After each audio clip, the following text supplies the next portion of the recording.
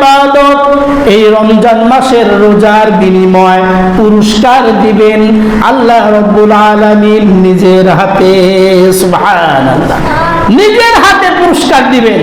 আল্লাহ বলবেন, এ আমার ফেরেশতারা, আমার বান্দাকে তোমরা অন্যান্য আমলের পুরস্কার দাও, কিন্তু রোজা এমন একটা আমল, আমার বান্দা সাদিক থেকে সূর্যাস্ত পর্যন্ত একটা দানা একটা কিছু মুখে দেয় নাই, শুধু আমার ভয়ে মুখে দেয় নাই। কতবার সুযোগ পেয়েছে একজন মহিলা, সে রোজা থেকে ইফতারের পূর্বে সারাদিন না খেয়ে যখন ইফতারের পূর্বে রান্না বান্না করে, রান্নাঘরের ভিতর একা একা থাকে, কত সুযোগ।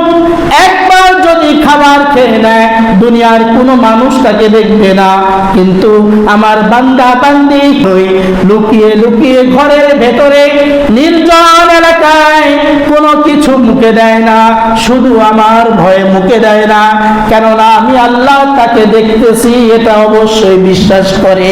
ঠিক না? ছোট্ট মানুষ, ছোট বাচ্চা, আপনার ছোট সন্তান, একদম ছোট, 5 বছর 6 বছর বয়স, সেও যদি রোজা রাখে, আপনি তাকে জোর করে কিছু খাওয়াইতে পারবেন না, খাবে না, বলবে না আমি সারাদিন রোজা রাখবো, আমি একটা রোজা করেছি আব্বু, আমি 2টা রোজা করেছি আব্বু, আমি 3টা রোজা করেছি আব্বু। সারাদিন না খেয়ে থাকবে, তাও কখনো কোনো কিছু মুখে দিবে না। যদি জোর করে দেওয়া হয়, বাবু তুমি এটা খাও, তবুও মুখে দেবে না।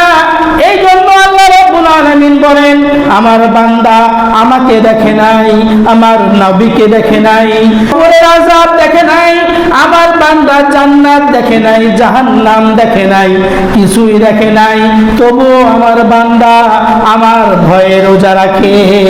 এজন্য আল্লাহ তাআলা বলেন, ফাইন্নাহু লি ওয়া আনা আজসি বিহি, আমি নিজের হাতে তাকে এই রোজার পুরস্কার দেব। সুবহানাল্লাহ।